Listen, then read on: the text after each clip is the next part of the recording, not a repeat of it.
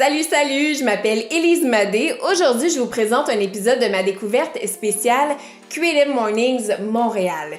Le conférencier du mois de septembre de Creative Mornings, c'est Jasmin Lavoie qui a été choisi pour parler du thème du chaos. Et dès les premières minutes de ma rencontre que j'ai eue avec lui, vous allez comprendre pourquoi il a été choisi pour illustrer ce thème-là. Parce que Jasmin Lavoie est journaliste indépendant et correspondant à l'étranger. Donc, dans sa jeune carrière, il a eu la chance de vivre des expériences assez exceptionnelles, de voyager un peu partout à travers le monde. Donc, il va nous parler de cette expérience-là, mais aussi de son regard assez critique sur le journalisme. Vraiment, ça a été une discussion passionnante. La voici tout de suite.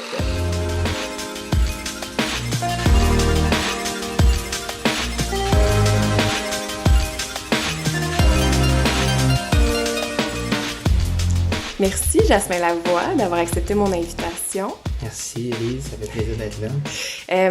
Mon émission s'appelle Ma Découverte. Je pense que le nom de mon émission porte bien son titre ce soir parce que tu as vraiment été une découverte pour moi parce que je te connaissais pas vraiment avant de m'intéresser à ton travail.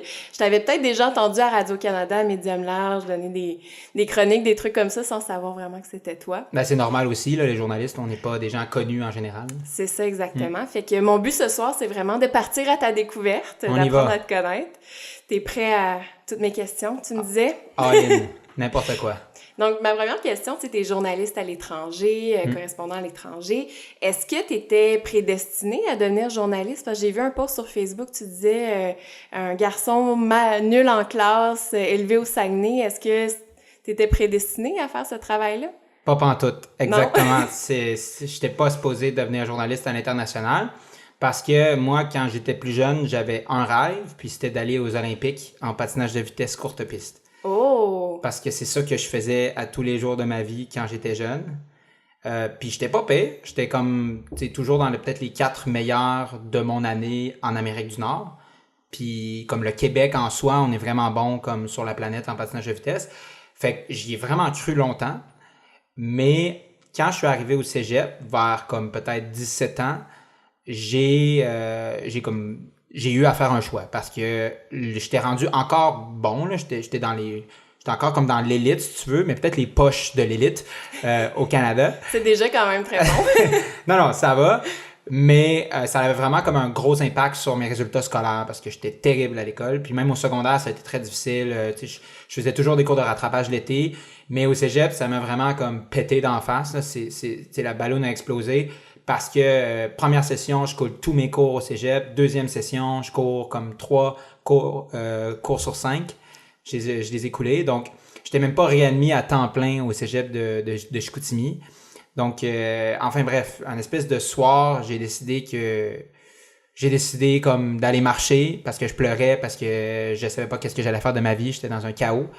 Puis je suis revenu, puis j'ai décidé que j'allais lâcher le patinage de vitesse, puis j'allais comme me concentrer sur l'école. Ça n'a pas été un long fleuve tranquille, mais à partir de là, comme je me suis réinscrit à l'école aussi au cégep de Jonquière, puis en sciences humaines, parce que là, il me prenait à temps plein. Puis j'ai réussi comme à compléter mon cégep en 2 ans, puis à me rendre à l'université. C'est ça. Il y a eu des bouts de tough, mais on s'est rendu. Fait que c'était vraiment le sport. T'as vraiment dû faire un choix entre le sport puis les études. T'étais pas capable de concilier les deux? Non, pour moi, c'était pas possible. Faut dire aussi que ça existait pas, là, le sport-études en patinage de vitesse à l'époque. Donc, c'était comme des journées d'école, puis ensuite, vraiment, vraiment beaucoup de patinage de vitesse le soir. Fait que j'avais pas vraiment le temps de faire mes devoirs. Puis même le jour en classe, l'image que je reprends souvent, c'est que plutôt que d'écouter, moi, je m'imaginais gagner une médaille d'or aux Olympiques. Fait que tout le temps, j'avais des gros problèmes de concentration parce que j'écoutais pas ce qui se disait en classe. Puis c'est drôle parce que plus tard, finalement, je me suis mis à m'intéresser à plein d'affaires que j'aurais dû apprendre en classe quand j'étais plus jeune. Mais c'est pas arrivé. Mais bref, pour revenir à ta question de départ, c'est vrai que j'étais pas supposé me rendre là. En même temps, je pense qu'il y a vraiment, vraiment beaucoup de monde qui devait pas se rendre à des endroits où ils se sont rendus dans la vie. Puis ça t'enseigne juste une chose, c'est que si tu travailles comme faut, puis tu crois en ce que tu fais, ça peut t'amener là où tu veux. Vraiment.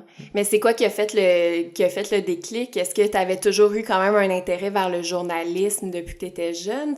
Les journalistes, il faut que tu écrives, il faut que tu parles, il faut que tu t'intéresses à toutes sortes de sujets. Si t'étais pas bon à l'école, comment ça...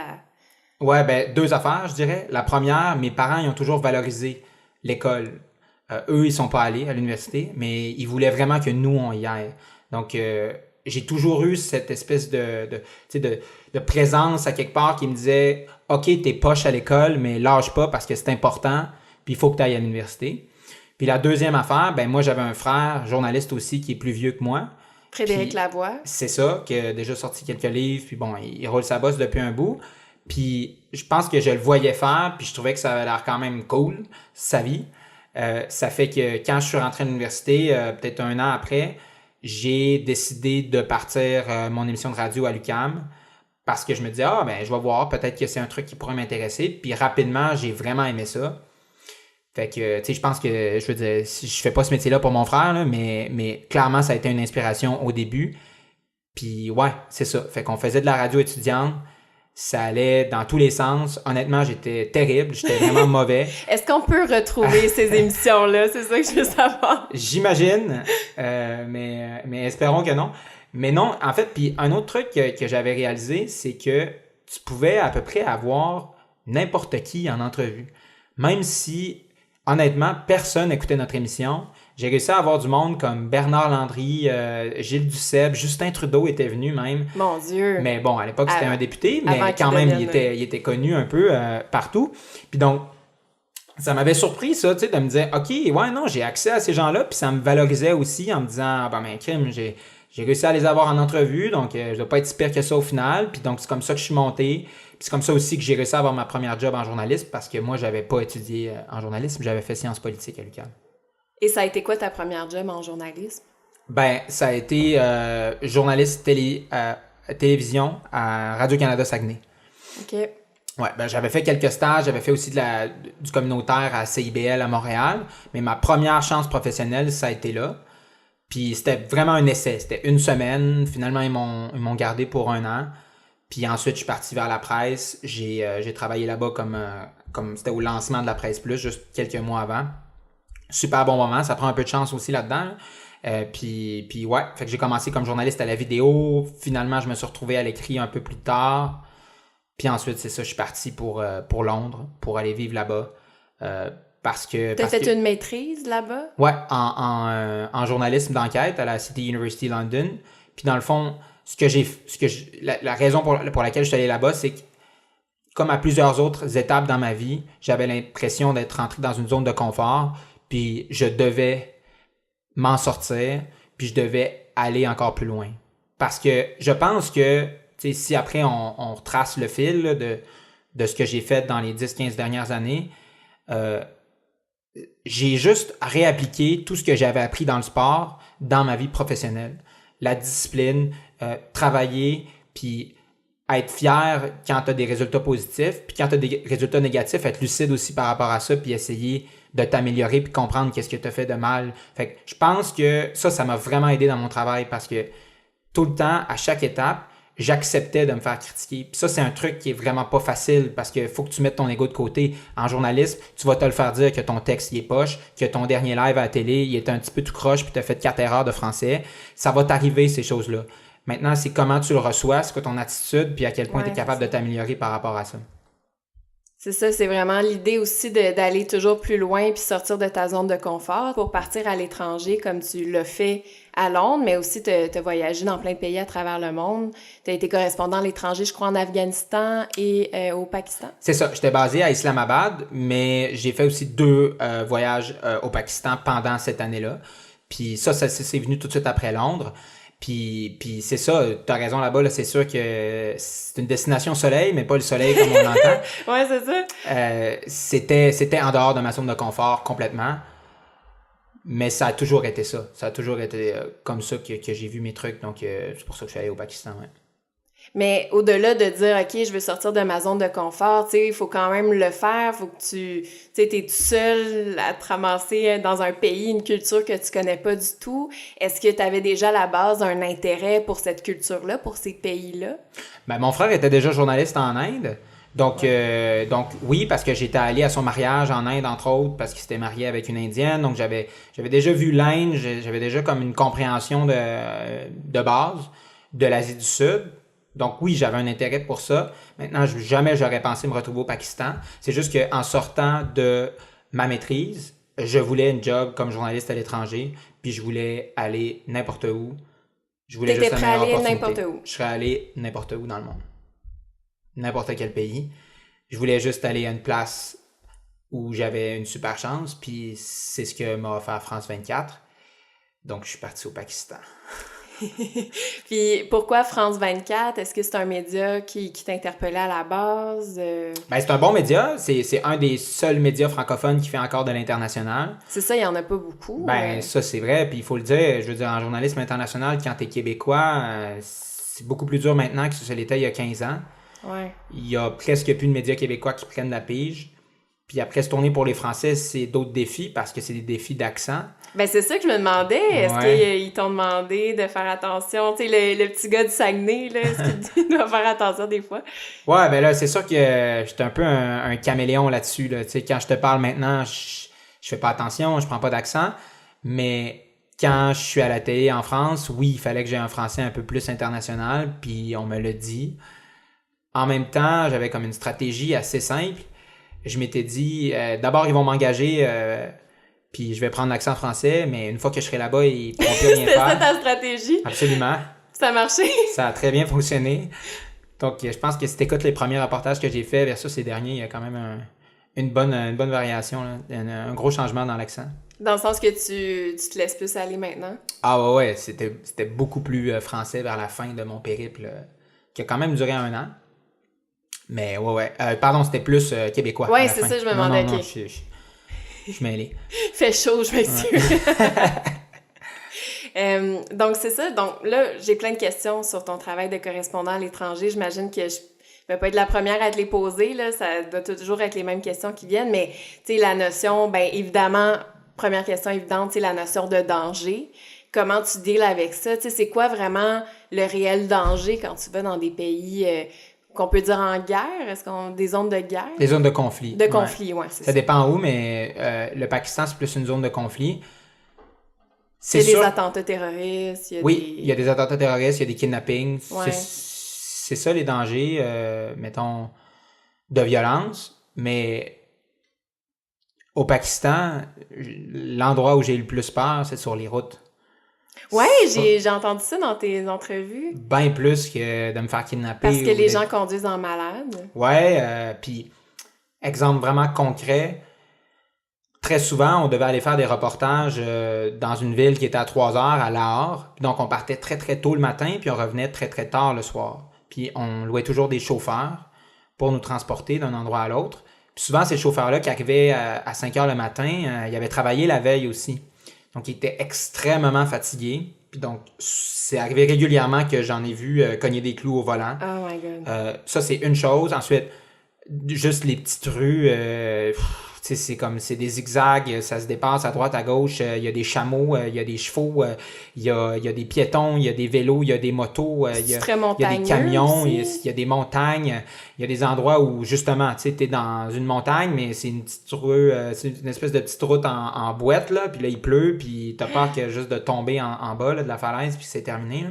J'en raconte d'ailleurs une anecdote comme ça dans mon livre, mais tu sais, c'est toujours ça qui était comme... En tout cas, qui, moi, me préoccupait beaucoup. Maintenant, c'est vrai qu'il y a d'autres dangers aussi comme correspondant. Là.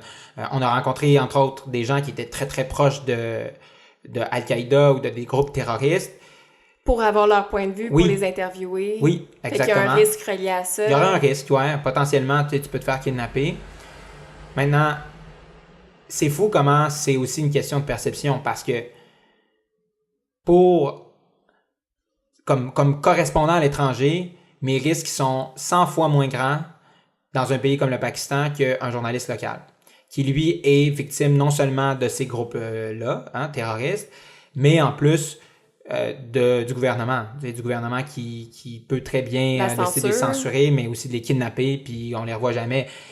Pour un journaliste international, ça arrive beaucoup moins parce que ça crée bien plus de problèmes pour le gouvernement de kidnapper un blanc du Canada qu'un journaliste pakistanais ou afghan. C'est aussi ça, tu sais. C'est aussi ça. Fait que oui, il y a des risques. Au final, là, si j'essaie de résumer tout ça, il y a des risques, mais je pense qu'ils sont calculables. En travaillant avec des journalistes locaux qui, eux, connaissent très, très bien le terrain, normalement, tu t'en sors assez bien. Mais c'est sûr qu'il y en a. Puis, t'es préparé mentalement à ça ou tu y penses pas, mettons, des risques, être bombardé ou je sais pas moi, être kidnappé, tiré, tout ça. Est-ce que comme tu pars en disant, OK, ben ça se peut que je revois plus jamais ma famille ou tu restes comme limpide par rapport à ça puis tu te concentres sur la job que t'as à faire là-bas? C'est tout le temps quelque part dans ton cerveau, mais ouais, non, tu fais ta job puis tu continues. Honnêtement, tu peux pas t'arrêter à ça tout le temps. Mais c'est sûr que c'est toujours à quelque part parce que c'est surtout une préoccupation de sécurité. Pas tant, est-ce que c'est ma dernière journée sur Terre, plus, OK, qu'est-ce que je fais pour pas que ça soit ma dernière journée sur Terre? Donc, tu fais attention où tu vas, puis j'étais toujours méfiant, en fait. J'étais toujours sur mes gardes. Pendant toute l'année, j'étais sur mes gardes. C'est ça, t'es resté là 1 an au complet? Ouais. Vraiment presque jour pour jour. J'étais arrivé le 4 novembre 2015, c'est ça? Non, 2016, pardon. Puis je suis reparti le 1er novembre 2017 parce que ton visa est juste bon pour 1 an. OK. Ouais. Est-ce que tu pourrais y retourner? Est-ce que c'est dans tes plans? Là, je pense que t'es en ce moment... Là, t'écris pour des journaux plus étrangers. Tu parles du Québec à des journaux internationaux, c'est ça? Puis en attendant d'y retourner ou... Je vais pas y retourner à temps plein. En tout cas, c'est pas à court terme. Mais oui, j'aimerais ça y retourner parce que j'ai encore plein d'amis là-bas puis il y a tellement d'histoires à raconter. Donc, j'exclus pas d'y retourner. C'est juste que c'est compliqué d'y aller pour des raisons de visa. Là. Pour un journaliste, c'est vraiment pas facile. Puis non, donc en attendant, là oui, je travaille pour des médias étrangers ici. Je collabore un peu avec The New York Times parce que je travaille avec le correspondant ici, en fait, Dan Bilevski. Fait que je fais de la recherche, du fixing aussi. Puis ouais, j'écris un peu des fois. Mais sinon, ouais, il y a France 24 aussi ici. Donc, moi, j'aime ça travailler avec des médias internationaux ici parce que ça me permet de raconter le Québec, mais pour les médias d'ailleurs. Donc, avoir une influence quand même sur c'est quoi dans le fond notre place dans l'histoire. Tu sais, je sais pas, à ma façon. À petite échelle, on s'entend, mais un peu quand même. C'est une responsabilité quand même. Mais je l'espère. Ouais. Fait que ça, c'est cool. Puis la dernière chose que je fais ici, c'est travailler avec une émission qui s'appelle Faites du bruit à Radio-Canada, où là, je chronique aussi des trucs où pour vrai, on essaie juste de faire un bon storytelling, donc toujours d'être engageant dans la manière dont on raconte notre histoire, parce que je trouve que avec la multiplication des médias, avec la réalité dans laquelle on est en ce moment, un des gros défis qu'on a, c'est d'être engageant. Parce qu'il y a tellement de bruit, il y a tellement de monde, que d'abord, il faut être évidemment pertinent, mais ensuite, il faut réussir à accrocher le monde, trouver une façon qui t'écoute, toi, dans tout le bruit autour. Puis ça, c'est ce qu'on essaie de faire à Faites du bruit. Ça porte très bien son nom. Ouais, vraiment, on essaie de faire du bruit. Et justement, tu sais, que tu sois ici ou à l'étranger, j'imagine que c'est la même idée de raconter des histoires, d'interpeller les gens quand... Est-ce que tu penses toujours à ton public aussi quand tu le fais? Mettons, quand tu es en Afghanistan et que tu racontes, je sais pas moi, une crise qu'il y a eu, c'est toujours la meilleure façon de le raconter, les meilleures personnes qui vont porter cette histoire-là? Toujours. Savoir à qui tu t'adresses d'abord. Là, c'était un public comme francophone international en Afghanistan. Ici, c'est aussi un public mondial, mais ça dépend. Comme pour le New York Times, quand Dan il écrit puis que je l'aide, il faut que je pense que c'est un public anglo-saxon, surtout américain, donc, et aussi britannique, puis en tout cas de partout dans le monde, mais c'est pas la même game que quand... parce que des fois aussi, je remplace ici pour France 24, je fais des directs pour eux. Mais là, tu t'adresses encore une fois à la francophonie. Donc, c'est de savoir à qui tu t'adresses de un, puis ensuite, quelle est la meilleure façon de leur raconter cette histoire-là avec... Des fois, c'est des personnages, mais des fois, c'est toi-même qui peux porter l'histoire. Ça dépend.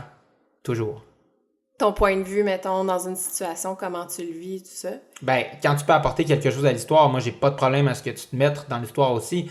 C'est juste que un des trucs que je vois aussi en journalisme ici, c'est que souvent, il y a des jeunes journalistes qui tombent dans le piège de se mettre de l'avant quand c'est pas du tout nécessaire. Si tu te mets dans l'histoire, c'est parce que ça contribue à faire avancer l'histoire. Parce que ton histoire personnelle, on s'en fout. Ultimement, c'est pas ça qui est important. Les gens ne connaissent pas non plus quand ils écoutent un de tes reportages à France 24, mais on peut faire « Ah oui, c'est Jasmin qui vient de telle place, qui a fait telle affaire. » Mais non. C'est pas important. Puis même, juste, par exemple, là la discussion qu'on a, tu sais, le podcast, tu veux me faire découvrir aux gens, puis les gens qui écoutent en ce moment, j'espère qu'ils vont découvrir des trucs, mais je suis convaincu aussi qu'ils se mettent en opposition par rapport à ça, à comment eux, ils réagissent dans ce genre de situation-là. Est-ce qu'ils seraient capables d'aller vivre au Pakistan? Est-ce qu'un journaliste, c'est un truc que dans le fond, il aurait peut-être voulu faire? Tu sais, on ramène souvent beaucoup de choses à nous. À nous, oui. Puis des fois, c'est pour les bonnes raisons, mais des fois, non aussi. Enfin, bref. On est tellement égoïstes. On pense toujours à nous. Mais je me demandais, quand tu es sur le terrain, quand tu rencontres des gens, la barrière de la langue, comment ça se passe? Est-ce que c'est une barrière ou au contraire, le fait d'être étranger, ça va te permettre d'aller chercher d'autres choses? C'est une barrière, moi, je pense, parce que tu n'arrives pas à comprendre tous les codes. Maintenant, il y a des façons de contourner ça, puis ça, c'est en travaillant avec des fixeurs ou des journalistes locaux, comme je le faisais au Pakistan, en travaillant avec des journalistes pakistanais qui, eux, parlaient ourdou ou punjabi ou... enfin bref, il y a plusieurs langues. Mais oui, c'est clair que c'est une barrière. Maintenant, ce qui est intéressant aussi, c'est que comme j'ai appris quelques mots, ça a aussi brisé certaines barrières parce que les gens apprécient que tu fasses cet effort-là. Fais juste penser à comme quand tu es ici, là, puis tu vois un touriste arriver, puis il est juste capable de te dire salut, ça va, dans un peu un anglais cassé. Ça fait du bien, puis tu as vraiment envie d'aider cette personne-là. Moi, j'ai fait la même chose là-bas. Puis c'est juste un signe de respect, mais les gens, ils te le redonnent aussi parce qu'il y a un lien de confiance, puis ce lien de confiance-là qui s'établit très vite, juste avec une couple de mots, ça paye. Ça paye à la fin, surtout comme journaliste, parce que c'est tellement ça que tu essaies de bâtir. Tu essaies juste que tout de suite, il y a un lien de confiance, puis que la personne puisse se livrer à toi sans aucune barrière. C'est ça, être journaliste, c'est beaucoup un contact avec le public aussi, de, comme tu dis, créer des liens de confiance, rencontrer des gens. Faut pas que tu aies peur d'aller vers l'autre. Ah non, ça c'est sûr. Sinon, il faut que tu restes chez toi. Puis d'ailleurs, j'en parlais avec certains rédacteurs en chef, tu sais, ou juste des boss de salles de nouvelles, puis ils me racontaient à quel point ça arrive fréquemment qu'il y a des jeunes journalistes qui rentrent puis qui ont peur de prendre le téléphone ou d'aller sur le terrain, puis sérieusement, tu sais, il faut pas, là. Faut pas ça. Ben c'est ça la job, là. Ouais. Ben oui, puis il faut aimer le monde. C'est comme, t'es quasiment en perpétuelle campagne électorale, là, à la limite, là, tu sais, faut que tu te fasses de plus d'amis possible, puis après ça, ben pas juste, là, évidemment, là, quand t'écris...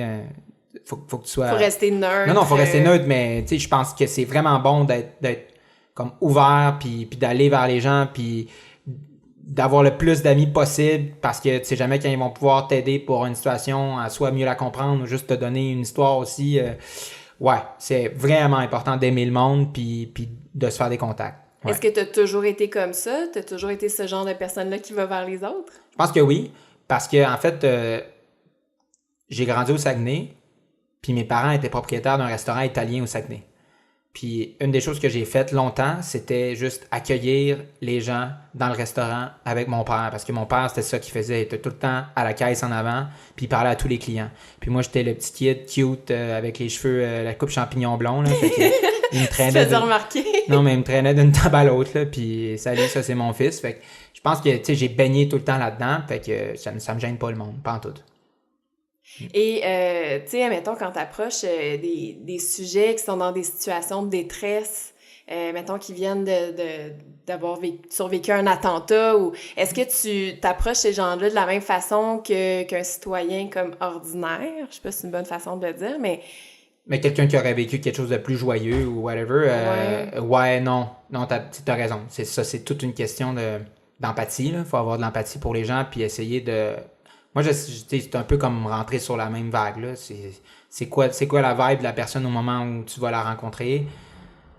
Ouais, j'ai rencontré des gens sur un lit d'hôpital là, à Kaboul là, qui venaient juste de survivre à un attentat. C'est rough, là. Ces gens-là ont peut-être pas nécessairement le goût de parler à un média.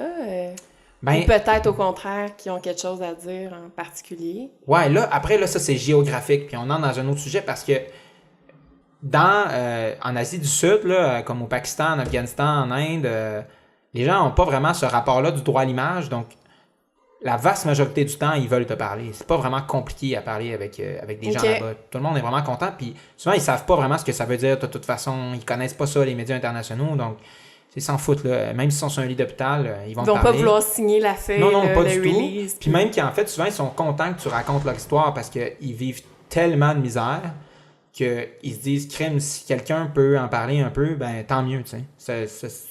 Je sais pas qu'est-ce qui se passe dans leur cerveau, mais c'est un truc qu'on me disait souvent quand justement j'avais ces discussions-là avec mes fixeurs locaux. J'étais comme, pourquoi ils acceptent tous de me parler aussi facilement?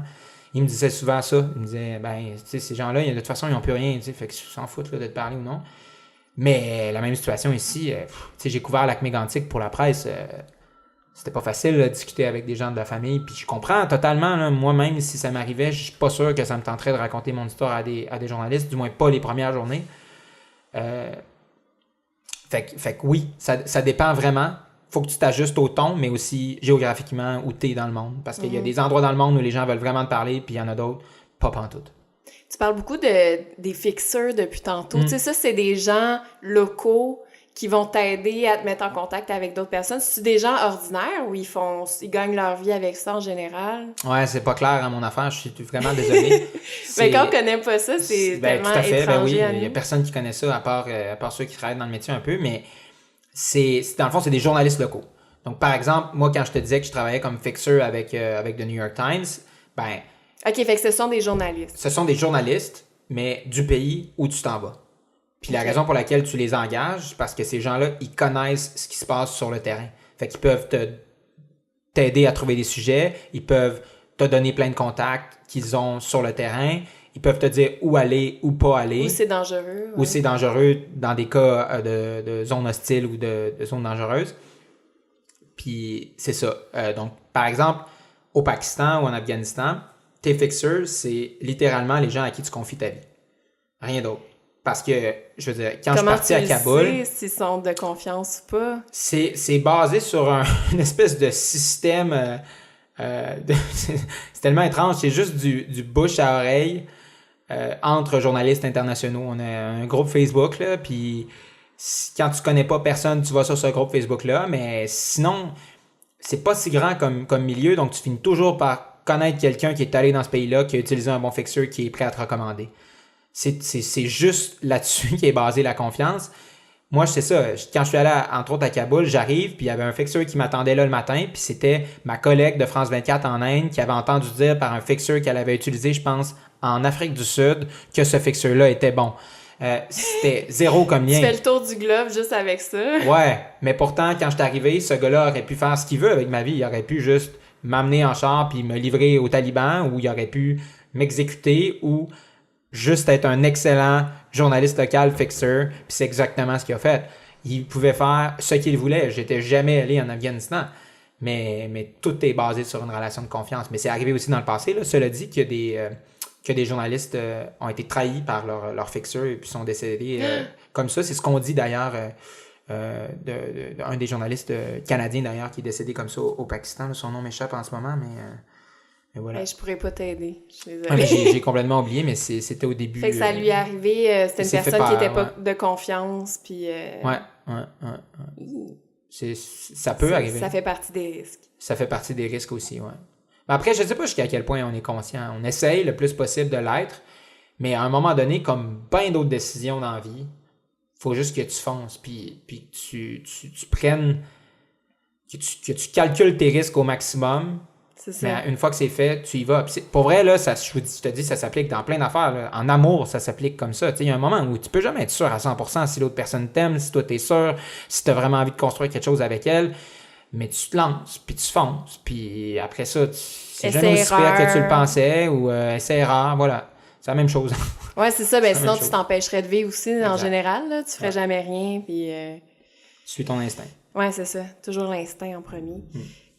On parle beaucoup du fait que quand c'est à l'autre bout du monde, quand il y a des attentats, tu sais, plus les cas sont loin, plus il y a de morts, moins ça nous touche, là, tu sais, c'est comme une règle, là, ouais, je dis mal. C'est une règle, effectivement, ouais, la règle de la distance. Ouais, c'est ça.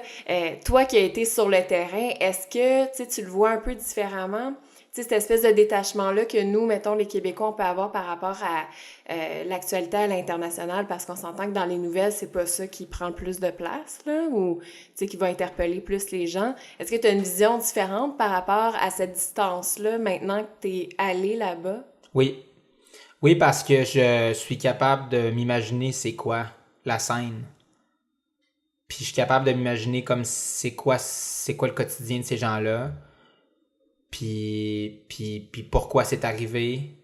Fait que oui, parce que j'ai plus d'identification, je pense. Mais je comprends aussi les gens d'être vraiment pas touchés par un attentat qui est arrivé hier en Syrie, ou du moins d'une façon plus détachée que celui qui est arrivé à la Mosquée de Québec. Je comprends les gens d'être comme ça. Mais ouais. Je sais pas quoi dire d'autre. C'est comme, mais oui. Clairement, je suis plus touché par ça maintenant. Mm-hmm.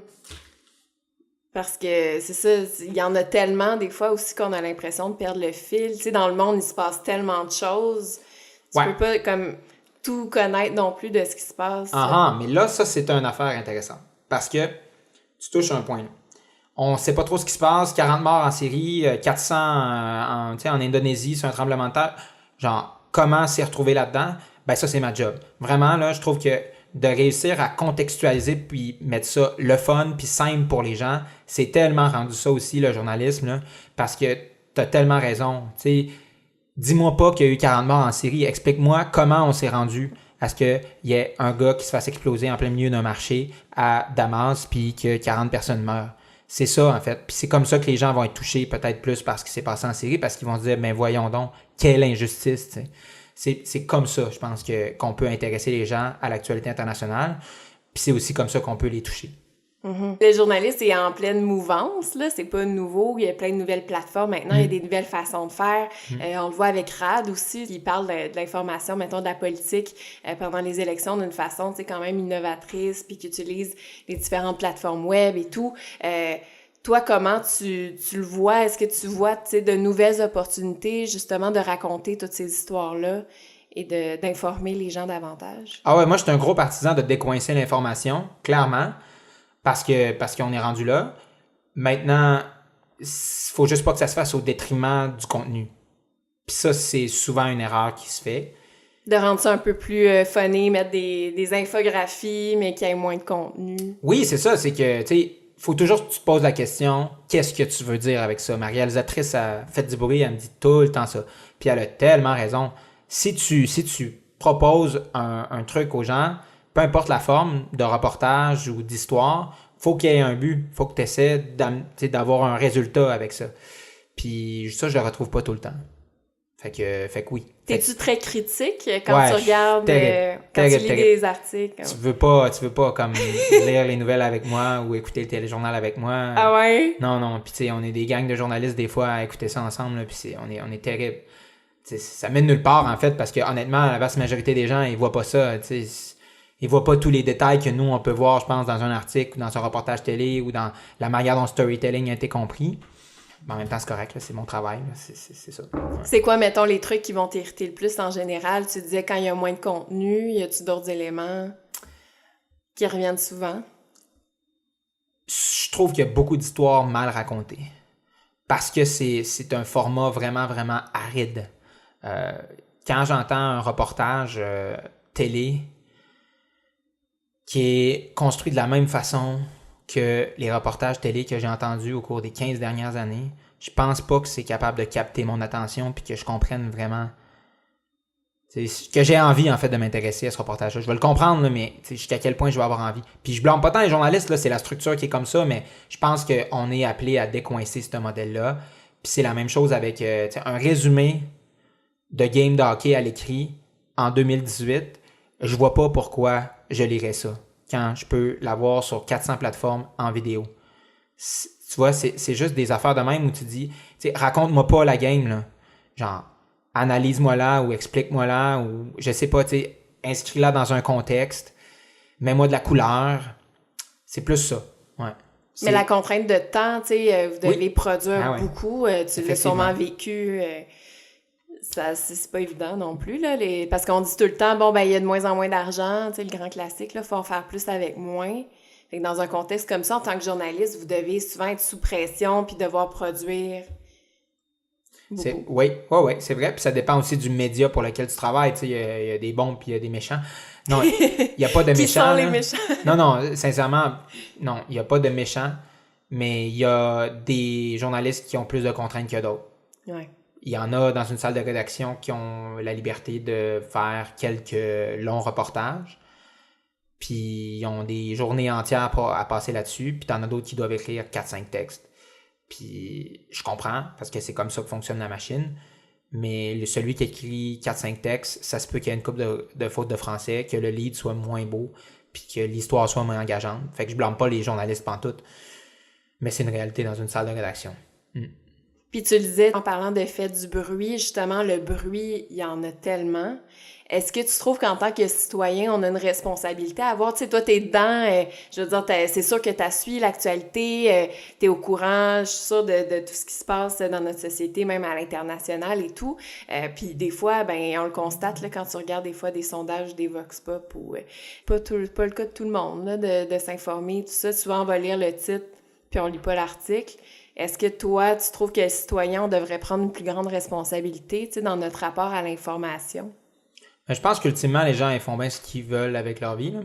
Mais je pense que s'il y a une responsabilité à avoir, c'est juste la responsabilité de pas être niaiseux. Là, puis d'essayer de, tu sais, quand une information t'arrive, de juste au moins la traiter puis essayer de t'y intéresser un peu. Mais sinon, non, je pense que vraiment, tu sais, qu'il y a des gens qui s'intéressent pas à l'information, je les juge pas pour ça parce que il y a tellement de facteurs qui font qu'un jour ou l'autre, tu t'intéresses à ça. Tu sais, c'est l'éducation, c'est le milieu dont tu viens, les influences que tu as eues dans ta vie, même j'imagine les problèmes que tu as eues dans ta vie, tu sais, ou à quel point tu es occupé. Tu sais. C'est une mère monoparentale avec 4 enfants. Je comprends qu'elle lise pas le devoir 4 fois par semaine. Tu sais. Oui, effectivement, elle a comme d'autres priorités.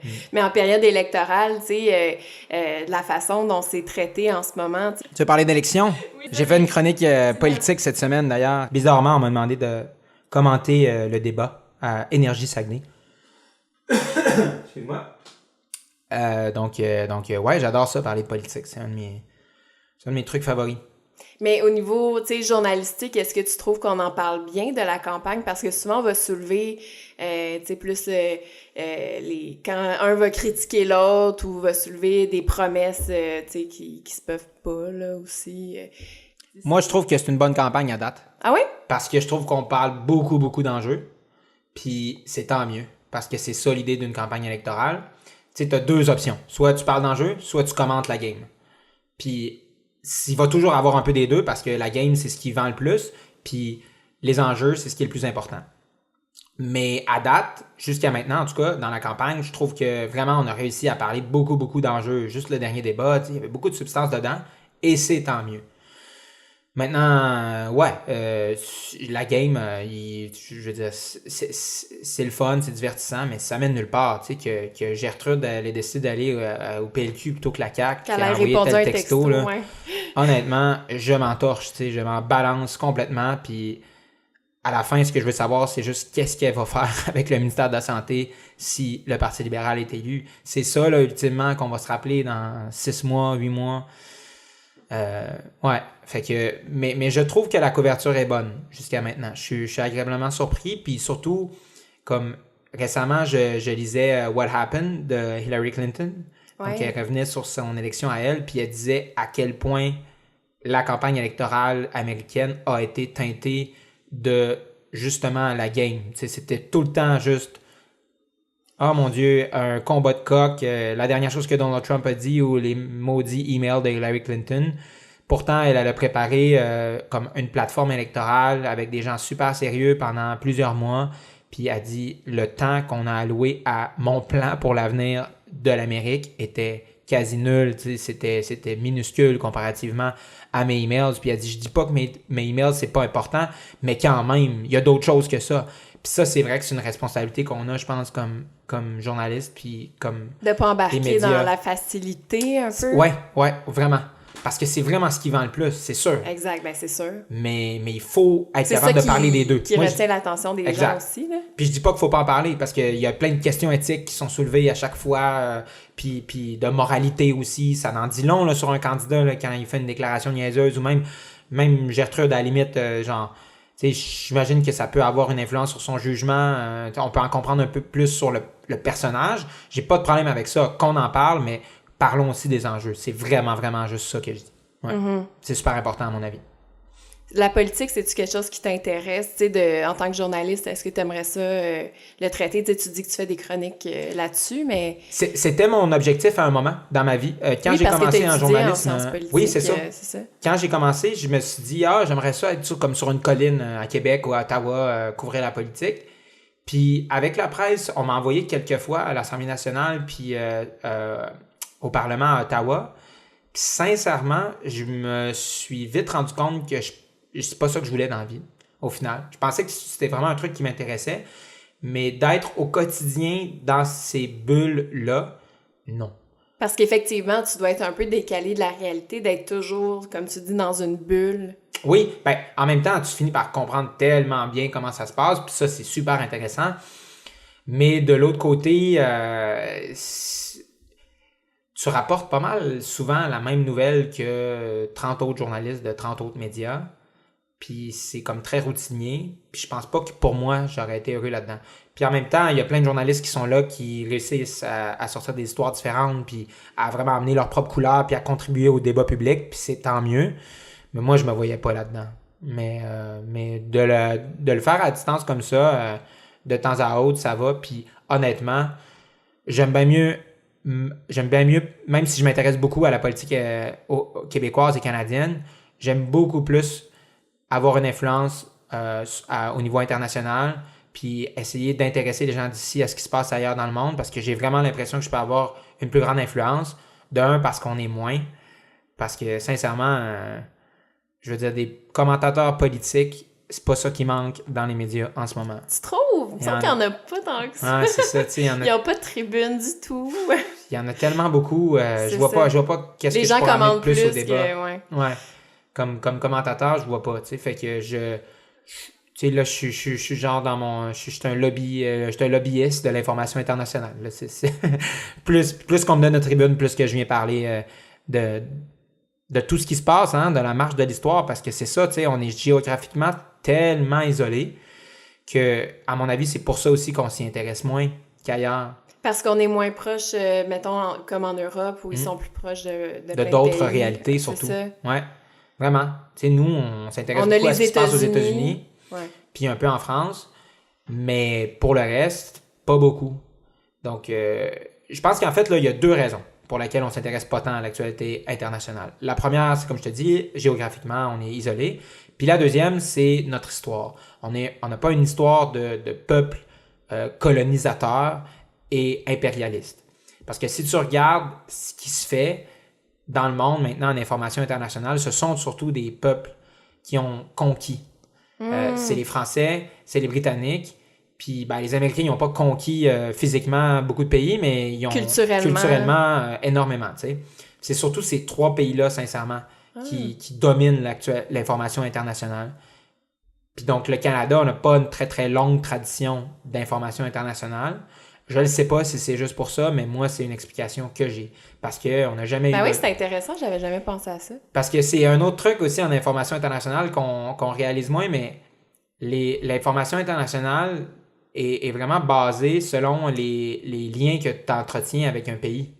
Comme par exemple, les France 24 sont... Tu sais, le Pakistan, ça passait bien après les colonies françaises, les anciennes colonies françaises en Afrique, là. Tu sais, s'il y a un breaking news au Togo ou au Bénin, c'est vraiment plus important pour France 24 que s'il y a un breaking news au Pakistan. Puis c'est même chose avec les Britanniques. Ce qui se passe au Pakistan, c'était super important. Même chose en Inde. Ils vont s'intéresser beaucoup plus à leur ancienne colonie. Parce que, pour plein de raisons, il y a des diasporas dans leur pays beaucoup plus grandes, normalement, pour des raisons historiques. Deuxièmement, parce qu'ils partagent une histoire commune, souvent une culture commune aussi, parce que même si c'est plus des colonies, souvent l'histoire ou le passé n'est pas vraiment loin. Là. Écoute, je viens de me rappeler, je me rappelle comme ça bien rapidement, je suis dans une cour de justice, je pense que c'était la cour d'appel à Lahore au Pakistan, puis tout autour, tu avais les peintures des anciens juges, puis c'était tous des Blancs. Au Pakistan? Ben oui, c'est ça. Tu sais, t'es dans un pays où tout le monde est brun, tu sais, ce sont des Sud-Asiatiques. Tout le monde dans la salle est brun, je suis le seul blanc, moi, puis tous les posters au mur, parce que jusqu'à 1945, comme 47, pardon, c'était une colonie, donc c'était aussi la loi britannique et les juges britanniques qui venaient. C'est fou, c'est ça. Est-ce que tu étais au courant de tout ça avant d'y aller? Est-ce que tu t'es informé beaucoup sur le Pakistan, l'Afghanistan avant? J'ai lu le plus possible. Ouais. Ouais. Pour être conscient, justement, comprendre des réalités comme ça. Ouais. Le plus que tu peux lire avant d'aller dans un pays comme correspondant, le meilleur, je pense, que tu vas être parce que ça te prend du contenu. Tu peux pas juste voir puis comprendre le pays. Il faut que tu aies une espèce de perspective macro. Puis ensuite, quand tu y vas, ça te permet d'inscrire tous les petits événements que tu vas vivre dans quelque chose de plus large. Quand je voyais presque pas de femmes dans les rues. Oui, il paraît que c'est quelque chose qui t'a vraiment marqué là-bas, les femmes, leurs conditions. Mm-hmm. Mais quand j'en voyais pas qui travaillaient, je comprenais pourquoi. J'étais pas juste « Ah, c'est bizarre ». C'est parce que j'avais lu sur le pays, j'avais compris que c'est une république islamique où les femmes ont presque pas de place dans la société. Il faut que tu lises pour comprendre des enjeux comme ça. Ouais. Mais t'arrives là quand même avec un point de vue occidental. Tu peux pas faire abstraction de ça. T'es là aussi pour, comme tu dis, tu parles pour à qui tu t'adresses à la France? Oui, ou aux francophones? Aux francophones, ouais. Ouais, ça reste toujours. Tout le long, t'es de toute façon traité comme une différence, comme un occidental, avec tous les côtés positifs et négatifs que ça implique. Mais ouais, c'est toi la différence là-bas. Puis ça, c'est super intéressant de vivre ça, d'être une minorité visible, puis de comprendre c'est quoi, qu'est-ce que ça veut dire. Moi, mon meilleur ami est noir, puis il m'a souvent parlé de c'était quoi une différence, mais je pouvais jamais le comprendre. Là, tu l'as compris? Ben, d'une certaine façon, parce que c'est pas la même genre de différence, là, parce que là-bas, c'est de la discrimination positive, alors qu'ici, c'est beaucoup plus négatif la plupart du temps. Mais ouais, là-bas, c'est juste... parce que ce qu'on comprend pas, peut-être, ici, en Occident, là, après, c'est une grosse généralisation, là, il y en a qui le comprennent, je suis convaincu, mais c'est que la vaste majorité du reste de la planète vit selon des codes où le blanc, c'est ça la beauté. C'est ça, genre, la recherche de l'idéal. Ben, Asie, il me semble que c'est beaucoup ça, leur idéal de beauté. Des crèmes de blancheur. Agrandir les yeux. Même juste les publicités, c'est zéro représentatif du monde. J'arrive de la Colombie, même affaire. Toutes les filles sur les posters, c'est toutes des blanches. Puis tu te promènes dans la rue, il y en a un peu, mais c'est comme presque pas. C'est bizarre. Mais donc, oui, tu sens cette différence-là. T'sais, les gens, ils te voient puis ils se disent nécessairement, ce gars-là, s'il est ici, dans un pays aussi trash, c'est qu'il est important. Donc, ils te traitent comme ça tout le temps. Est-ce qu'une femme, c'est une question un peu généralisée aussi, mais est-ce qu'une femme aurait pu faire ce que tu as fait là-bas?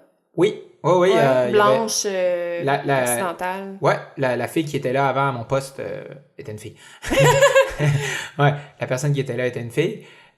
Donc, ça se fait. Oui, parce qu'encore là, les femmes occidentales sont pas traitées de la même façon que les locales. Ouais, c'est deux réalités, malheureusement. On voudrait qu'ils les traitent mieux un peu. Oui, c'est ça, mais en même temps, quand tu arrives là, j'imagine que tu le sais aussi que tu révolutionneras pas le monde là-bas, puis, tu sais, est-ce qu'il y a des désillusions que tu as ressenties aussi en allant là-bas? Tu sais, est-ce que tu arrives là avec comme un certain but, puis tu te rends compte que tu peux pas... J'avais pas de désillusion parce que j'avais pas d'attente. Parce que c'est important de comprendre c'est quoi ton rôle. Puis ton rôle, c'est de faire du mieux que tu peux pour apporter une information qui est de qualité, puis qui est engageante, puis qui est le fun à regarder ou à écouter, peu importe le médium. C'est ça, t'es pas là pour faire un coup d'état. Je vais pas changer le monde. Je vais pas changer le monde, mais je vais faire ce que je peux pour qu'il soit un peu meilleur. Travailler pour les bons. Puis, fait que j'avais pas d'illusion. Cela dit, ça m'a quand même secoué. Parce que tu parlais tantôt des femmes, c'est le truc, là. T'arrives dans le pays, puis tu te dis, mon Dieu, OK, on est là. On est comme aussi bas que ça. Les femmes sont aussi comme inexistantes là, dans la vie publique, puis dans la façon dont elles sont traitées. C'est encore des objets là, presque là, à certains égards. Là, c'est terrible. Là. Moi, ça m'a vraiment ramassé.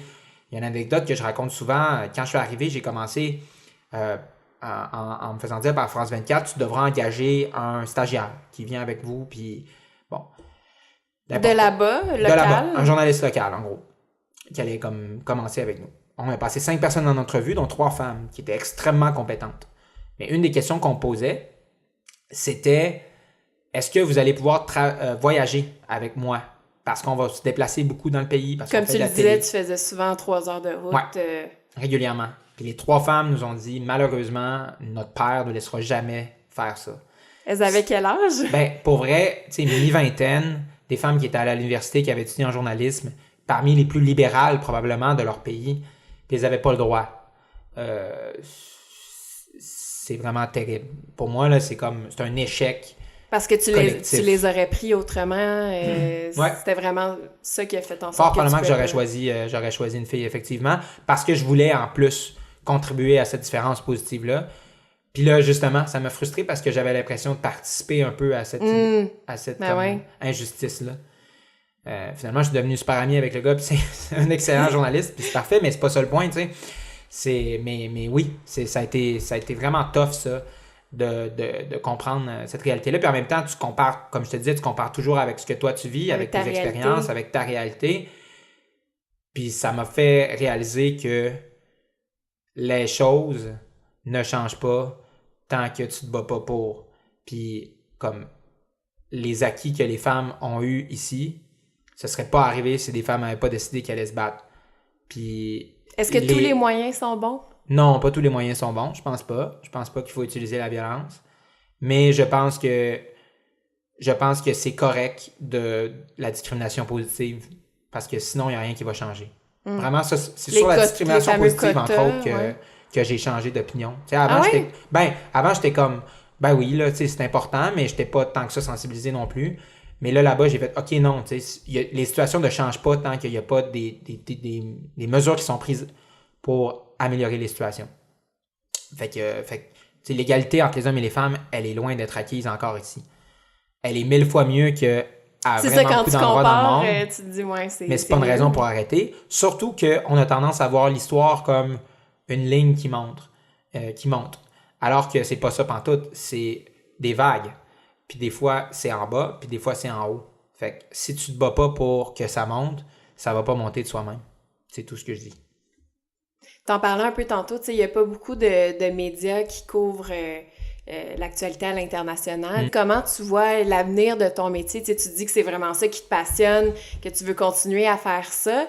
Est-ce que tu vois un avenir pour ça, même si ça coûte extrêmement cher? Tu sais, t'envoyer dans ces pays-là, ça a dû coûter de l'argent, là. Je veux dire, c'est pas gratuit, là, tout ça, donc... Non, t'as raison, là. T'as les assurances, t'as les billets d'avion, tu trouves un loyer, puis après, il faut que tu me payes, tu payes un fixeur, tu sais, comme c'est très cher. Puis ça va pas bien, on va être vraiment honnête, là. C'est très difficile de faire du journalisme international maintenant. Maintenant, il vient d'avoir une bourse là, qui a été lancée, et tant mieux, ça va nous permettre d'en faire un petit peu plus.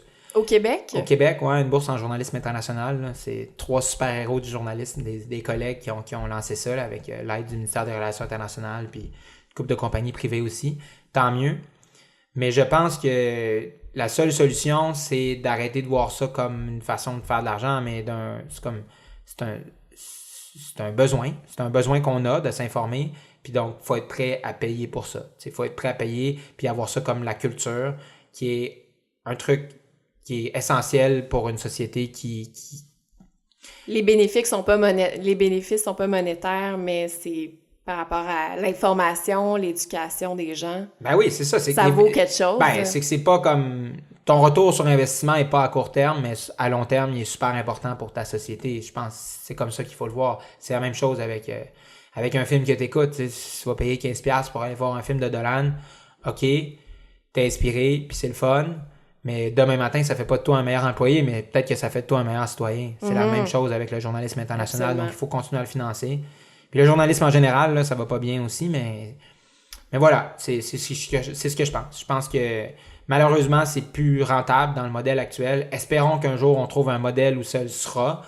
J'en doute fortement, parce qu'il y a plein de gens qui ont essayé, puis à date, on n'a rien trouvé.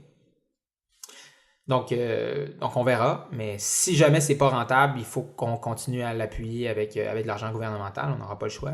Donc, t'es pas inquiet mettons que t'es égoïste, là, puis que tu penses à ton avenir en tant que journaliste, en tant que correspondant à l'étranger, t'es pas inquiet de te trouver une job puis de continuer à faire ça? Moi, je suis pas inquiet pour mon avenir, en général, parce que j'ai confiance en moi. Ça se peut que ce soit en journalisme international, mais ça se peut que ce soit en d'autres choses aussi. Tu sais, moi, ce que je valorise le plus dans la vie, c'est les expériences. Comme tu disais, t'étais pas prédestiné à faire ça, puis tu t'es rendu là. Exact. Mais comme après, ça sera quoi, je le sais pas. Mais c'est sûr que je vais trouver quelque chose. J'attends juste un nouveau projet qui sera aussi porteur que l'ancien, puis je vais sauter dedans. Mais en attendant, j'ai des trucs super intéressants aussi ici. Toutes plateformes confondues aussi, tu fais autant de l'écrit, comme tu le disais, que de la radio, reportage télé. Ouais. Moi, je veux travailler pour les bons. Peu importe c'est qui, puis peu importe c'est quoi la plateforme, peu importe la forme que ça prend. Je veux juste avoir des histoires à raconter aussi après. Comme là, tu vois, c'est la fin d'un projet là, avec le Pakistan. On a sorti un livre récemment, mon frère et moi. Puis, c'est quoi, c'est frères ennemis? Frères amis, frères ennemis. Oui. Ça a l'air super intéressant. C'est des correspondances que vous avez eues.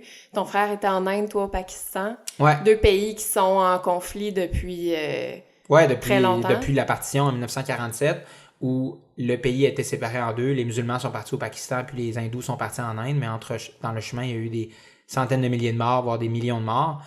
Puis donc, ça a créé un traumatisme. Puis ces pays-là, pourtant, on les appelle les frères ennemis parce que même s'ils se détestent, puis ils se chicanent, puis ils font des guerres, ils se ressemblent, mangent le même truc, ils parlent la même langue, puis ils partagent la même histoire. Donc, ce sont les frères ennemis, puis nous, on était 2 journalistes chez les frères ennemis, puis on est des frères. Donc, frères amis, frères ennemis, on a entretenu une correspondance, 35 lettres, sur nos aventures journalistiques, sur nos réflexions personnelles, pendant 1 an. Donc, c'est ça le livre. Puis donc, ça englobe aussi ce projet-là du Pakistan. C'est comme la fin de cet épisode-là dans ma vie. Puis c'est ce que je recherche pour le prochain projet, c'est une autre aventure comme ça. Mais ça se peut que ça soit pas journalistique. Si c'est journalistique, je vais être vraiment content. Mais si c'est pour aller travailler pour, je sais pas, moi, une organisation internationale où je sens que je peux faire une différence aussi, puis en même temps, être investi d'une mission, puis raconter à la fin, être capable d'en faire un projet intéressant que je peux raconter en livre ou d'une autre façon, whatever, ça va me tenter aussi, je vais partir dedans. Là. Je suis pas fermé à d'autres options non plus, c'est juste, pour l'instant dans ma vie, c'est ça que j'ai envie de faire, fait que je le fais, puis c'est ce qui me guide, c'est mon instinct. Puis de retravailler avec ton frère, ça serait-tu quelque chose qui t'intéresserait? Ou... dans une formule comme ça, certainement, parce qu'on s'entend bien, puis parce qu'on se complète bien aussi. On a des forces puis des faiblesses différentes. Fred écrit mieux que moi, mais je pense que je communique mieux à l'oral que lui un peu. Donc, puis ça, on s'en parle souvent. Donc, il apprend pas en écoutant ce podcast. Non, il n'apprendra pas, mais comme si lui va faire une entrevue, ça se peut que je lui dise « Je trouve que tu as parlé trop longtemps cette fois-là, tu pourrais quand même parler un petit peu moins longtemps puis être plus concis dans ce que tu dis. » Puis après ça, quand on écrit des lettres puis qu'on fait un livre ensemble, ben c'est plus rouge de mon bord que du sien, puis c'est lui qui me dit « Écoute, Jasmin, ça c'est pas très clair là, comment t'exprimer ton idée, soit meilleur. » Fait que c'est tant mieux. Fait que oui, j'aurais pas de problème à retravailler avec lui pour un autre projet parce que c'est un être humain formidable, vraiment. Et c'est grâce à lui aussi, un peu, en quelque sorte, que t'as fait ça, ce métier-là.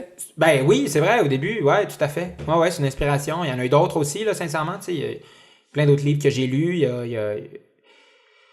y a d'autres gens qui m'ont inspiré aussi. Comme qui, mettons? Dans les journalistes internationaux, tu sais, je me rappelle que quand j'étais jeune, je sais pas pourquoi, mais je voyais beaucoup Stéphane Bureau à la télé, puis je l'aimais beaucoup. Je trouvais que c'était un excellent journaliste, puis j'avais eu la chance de le voir aussi une fois. Lui, c'est quelqu'un que j'avais beaucoup aimé. L'as-tu recroisé? Oui, en fait, j'ai fait des trucs avec lui à Médium Large, puis en tout cas, pour moi, c'est quelqu'un que je trouve qui est très, très bon, parce qu'il remplaçait cet été à Médium Large, puis j'étais allé faire une chronique, tout ça. Il le sait pas, là, mais oui, c'est quelqu'un que je trouvais que c'était un bon journaliste à l'intérieur. Mais après, sinon, c'est plus des journalistes aussi, des fois américains ou britanniques. Il y en a un qui s'appelle Louis Theroux qui fait des longs documentaires pour BBC. Et je le trouve formidable. Puis après, c'est tellement de visionnements de journalistes dont je connais pas le nom non plus, mais dont j'ai adoré les reportages qui m'ont inspiré, qui m'ont fait croire que peut-être c'était un job qui en valait la peine puis qui était le fun, ouais. Parce que c'est vrai que c'est particulier, journaliste. Tu sais, tu peux pas comme écouter des reportages de 20 ans puis les regarder. Ben, peut-être que tu as fait ça aussi, mais tu sais, c'est quelque chose de tellement collé à l'actualité que c'est de suivre quelqu'un, tu sais, quotidiennement pendant des années. Ça doit être ça qui doit être plus marquant que de revisiter, mettons, l'œuvre d'un journaliste. Oui, non, c'est ça. Tu revisites pas l'œuvre d'un journaliste. C'est juste, il t'accompagne au quotidien. Écrit des livres ou des trucs comme ça. Ouais, oui, effectivement, dans les livres. Non, sinon, c'est juste que depuis que je suis tout jeune, quand même, j'étais intéressé à l'information. Là. Même si je faisais beaucoup plus de sport, je pense que j'étais abonné au Devoir assez jeune, puis avec mon père, on écoutait le téléjournal. C'est ça. J'ai toujours été accompagné par ces journalistes-là. Non, la plupart, j'ai oublié le nom. Ouais, c'est ça. Pour terminer notre entretien, j'avais des petites questions à rafale pour toi. Allons-y. Thématique découverte. Let's go. Je voulais savoir, est-ce qu'il y a une découverte que tu as faite sur ton pays en étant à l'étranger? J'ai découvert qu'on était moins important que je le pensais. Ah, wow! Que le Canada, ouais, ça dépend où tu vas, mais en fait, les gens veulent venir vivre chez toi, là. C'est pas ça, c'est un beau pays, mais c'est pas un pays qui a une importance tant que ça sur la scène internationale. Donc, voilà. Y a-t-il une découverte que tu as faite sur toi dans la dernière année, à travers tes expériences? Que j'étais plus résilient que je le pensais. J'avais plusieurs peurs. Peur de m'ennuyer. Ouais. Peur de mourir aussi. Puis peur d'être dans des situations où je me faisais pas confiance. Puis finalement, j'ai été dans ces situations-là. Je suis allé all-in. Puis j'ai survécu dans tous les sens du terme. Puis c'est pas juste en journalisme international, c'est dans ma vie personnelle aussi. Mm-hmm. Ouais, la résilience. C'est une belle qualité. J'espère. Est-ce qu'il y a une découverte que tu as faite récemment, ça peut être culturel ou peu importe, que tu aurais aimé faire avant? Culturel? Ouais. Une découverte culturelle que j'aurais aimé faire avant. C'est difficile comme question. Mais... Ouais. Mais tu sais, des fois, on a un coup de cœur pour quelque chose, puis on se dit « Ah, j'aurais aimé ça, tu sais, comme faire cette découverte-là il y a 10 ans, peut-être que ça m'aurait... Ah ouais, dans ce sens-là, ouais. Dans ce sens-là. C'est tough, hein?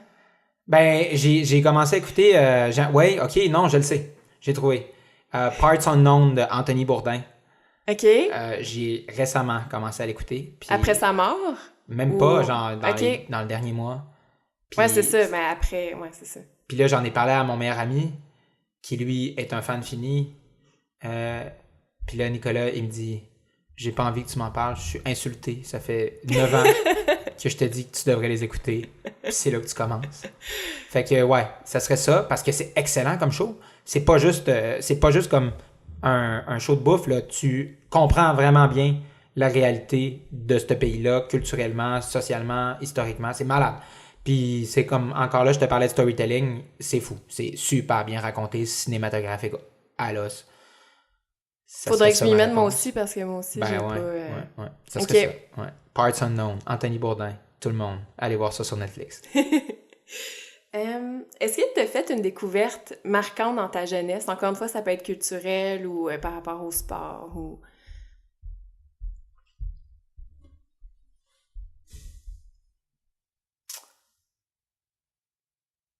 Non.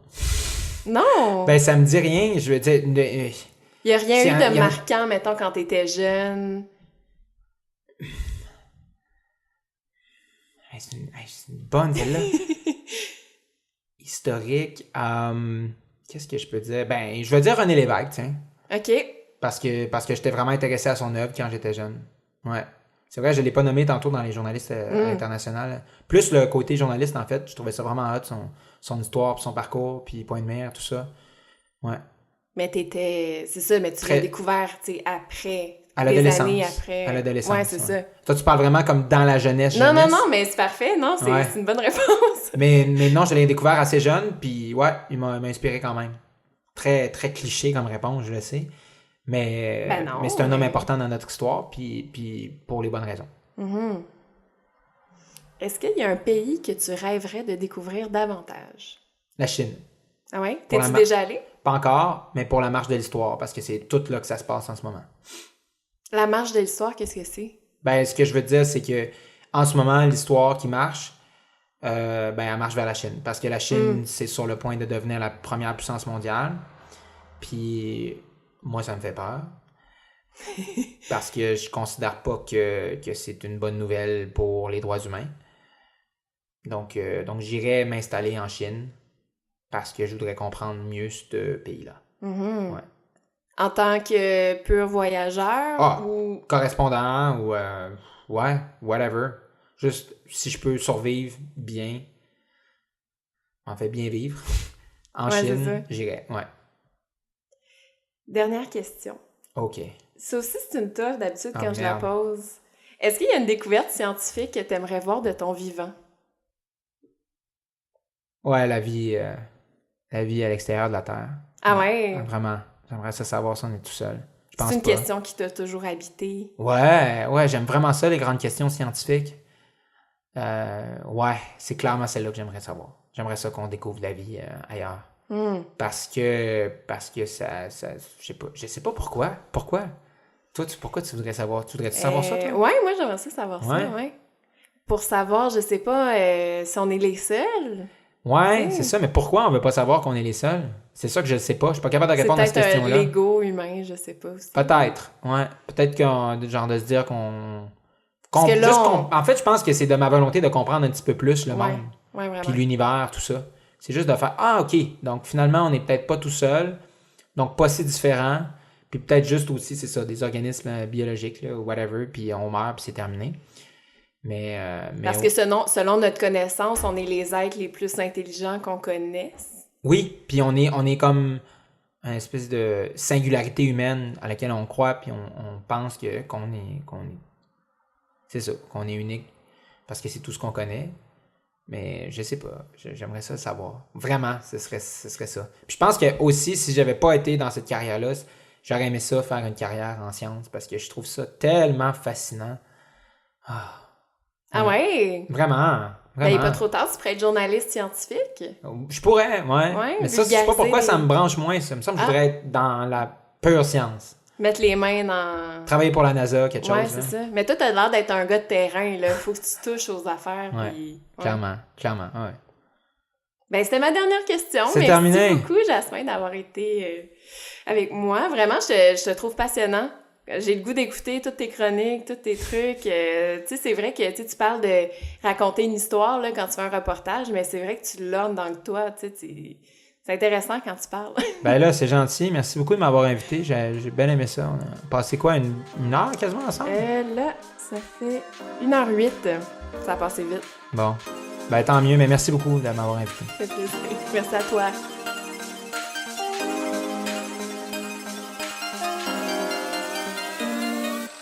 Je vous avais promis une discussion passionnante avec Jasmin Lavoie. Je pense qu'on peut affirmer que c'est ça qu'on a eu dans la dernière heure. Si vous voulez consulter tous les contenus reliés à Creative Mornings Montréal, je vous invite à faire un tour sur leur site web. Sinon, un autre site web que je connais qui est très intéressant, c'est le madécouverte.ca. Tous les épisodes du podcast s'y retrouvent, également des articles de blog que j'ai écrits. Je m'appelle Élise Madé, je vous souhaite une excellente journée, fin de semaine, soirée, peu importe. On se retrouve très bientôt pour d'autres épisodes de Ma Découverte.